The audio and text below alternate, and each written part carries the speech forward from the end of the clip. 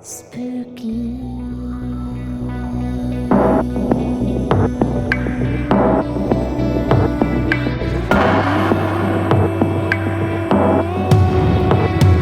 Spooky, scary skeletons send shivers down your spine. Shrieking skulls will shock your soul, seal your doom tonight. Spooky, scary skeletons with such a screech. You'll shake and shudder in surprise when the yellow zombies shriek. It's Halloween, and what better than to dive into some of the biggest, scariest, most complex bass lines there are out there. It may freak you out too. I'm trying to avoid any sort of contact with my eyes with this thing. We're gonna play them, we're gonna break them down and try to learn them one step at a time. If you're new here, I'm SavageFridays. I vlog about playing the bass guitar, music production, and so many more fun topics. Subscribe if that sounds fun to you. Okay, let's get into it. The top 3 scariest bass lines ever. Bass line number 1 is Sexx Laws by Beck. This came out in 1999 on his Midnight Vultures album. Now, if you haven't heard Midnight Vultures, it's this wild mix of Prince-like funk songs with 70s horn sections and Beck's total weirdo genius songwriting. This whole album is a send-up that lands in greatness. It's so amazing. Now, Beck's bassist at the time was Justin Meldal-Johnson, an absolute monster player. He's worked with everyone from Nine Inch Nails to St. Vincent to Air, and he's that kind of player that can make a bass line sound chaotic and perfect at the same time. Yes! Yes! Yes! It's kind of greasy, and I feel like it's laughing at me. It's one of those parts that sounds fun until you actually try to play it. That's why it made my list. Scary not because it's spooky, but because it's so funky you can fall off the groove if you're not careful. The chain today is the Fender American Precision Bass.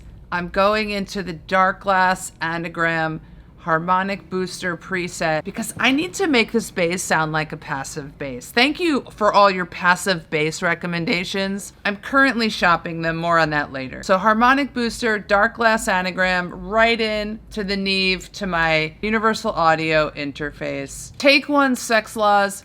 I'm gonna try to get through the chorus. For context, I have learned this song in the past, so I am recalling some muscle memory from this. I do know this song. I did rehearse it a little bit for this, but not enough. Let's go. Already a deep fail. Super F!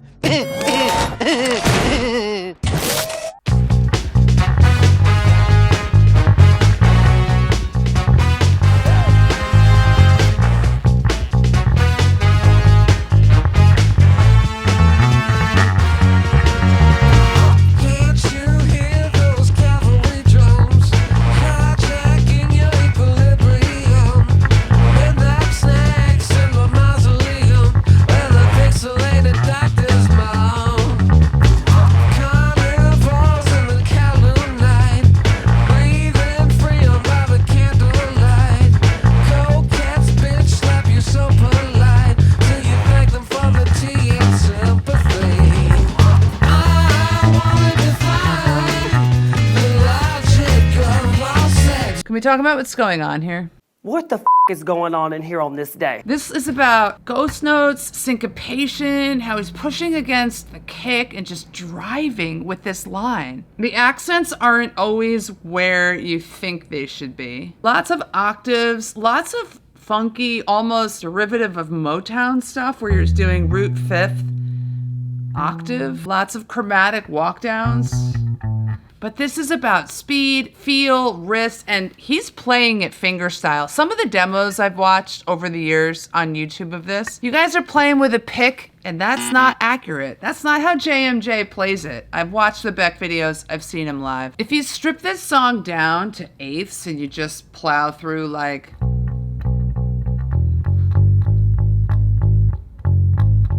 It's not that complex or scary, but it's when it's sped up to 134 BPM and has that groove, that's when it gets terrifying for me. Like freaking me out because you need such groove discipline. If I were playing this out at a show, I would rehearse this every day, 20 minutes for 2 weeks straight. That's how I got it show ready. And with groove, it's about the space that's in between the notes that makes this dangerous.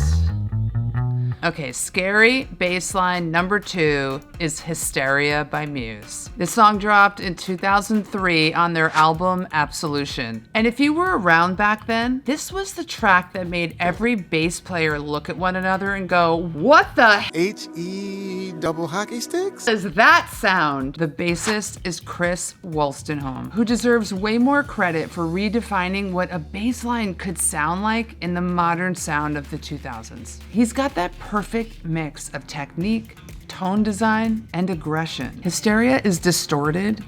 It's relentless. Stay relentless.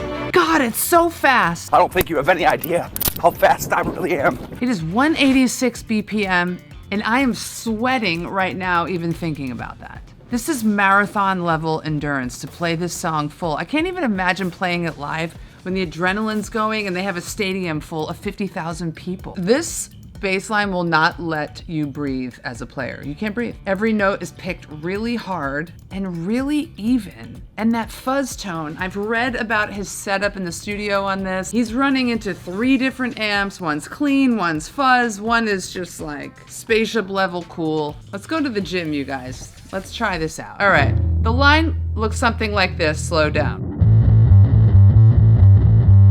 Nope.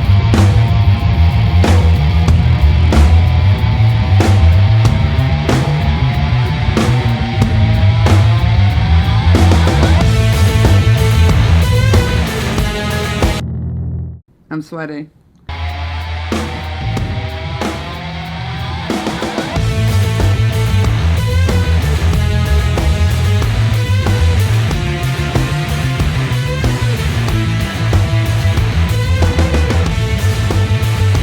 A modern classic and a total endurance test. Okay, scary bassline number 3 had to be this one. It's YYZ by Rush. This was released on their 1981 album, Moving Pictures. And if you know this song, it's one of those that either makes musicians smile or walk away slowly. Walk away! It's the legendary Geddy Lee on bass. If you know, you know. And if you don't know, now you know. Geddy's also the singer, songwriter, and arranger for the band. He played keyboards at the same time that he played bass. I don't know how. He is a wonderkind of a man and a musician. He's a genius. And he's from Canada. Welcome to French Canada! And in this song, YYZ, he's not just playing the bass. He is conducting a rhythm experiment in another dimension. Meanwhile, in another dimension where Geddy Lee is performing a rhythm experiment. Now, tell me, what does this remind you of? Half. It's prog, it's technical, and it grooves in this way that feels sort of alien, but musical at the same time. It's just basically an alien abduction for 3 minutes. The song title, by the way, is Morse code for the Toronto airport name YYZ. Geddy adapted that Morse code pattern into the pattern of the song.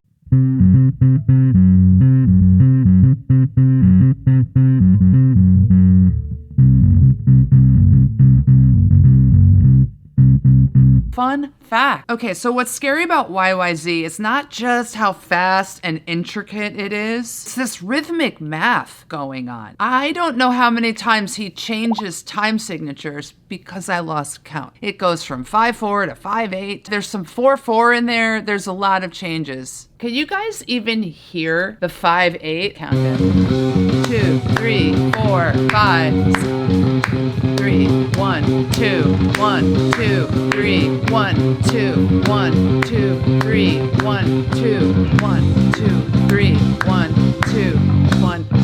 And then it switches to 5/8 rest and then 6/4 and then 4/4.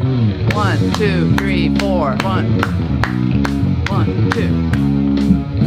That's 3 time changes The discipline it takes to move through those changes and make it feel natural is what's part of this band's genius, and it's what I am not going to achieve today in a full song.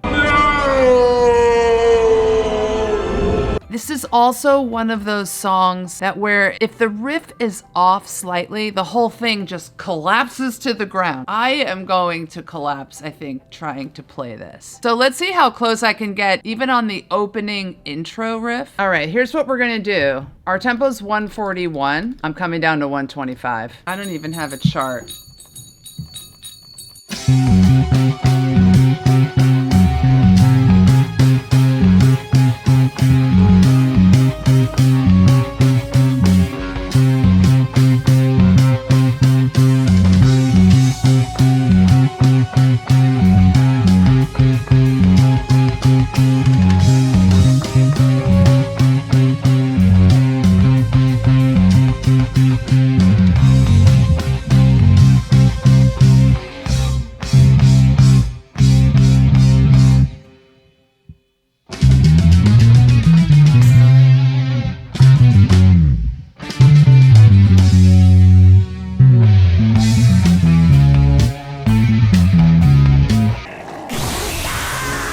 Fun groove that is. I'm moving beyond fear and I'm moving into sadness because I am not going to conquer this bass line in this video, and I didn't practice enough, and this is why it is one of the scariest bass lines ever. So what I love about Geddy and what I love about Chris from Muse and Justin playing for Beck is that all these guys are fingerstyle maniacs. You maniac! On Scott's bass lessons, they take apart learning YYZ really well, and Scott basically melts down trying to get this played at tempo. Ian points out that Geddy is not raking. Raking meaning the technique of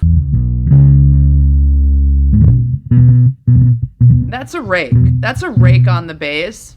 Geddy is not raking. Geddy is like digging in. It's like his hand is a shovel and he's just like throwing the dirt and digging someone's grave. And I really appreciate his attack. Okay, this is what it would take for me to conquer this bass line and have it show ready. I would have to play this at 100 BPM, which is weirdly harder to play this slow. It's deceptively hard to play this well slow because of how these notes move. But I would play this every day for 20 to 30 minutes a day for 3 weeks, and then I'd be ready for the show. This was the show. I failed the show. I'm fired.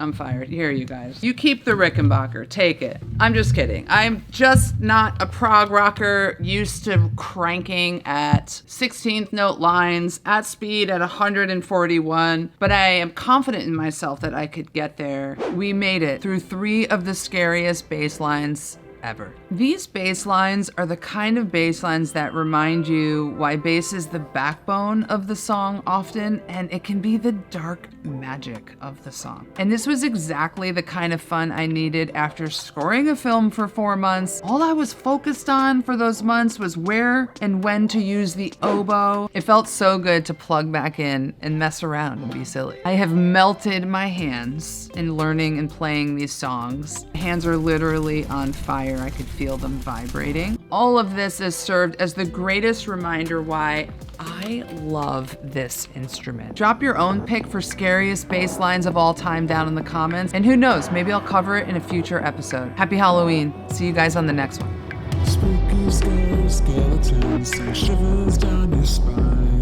Shrieking skulls will shock your soul, seal your doom tonight. And not a single ghost note was left standing. That's a terrible joke. That's a terrible joke. Ha ha ha ha ha ha. Ghost notes. Is YYZ freaking me out? It might be freaking me out. I feel extremely scared or caffeinated or both.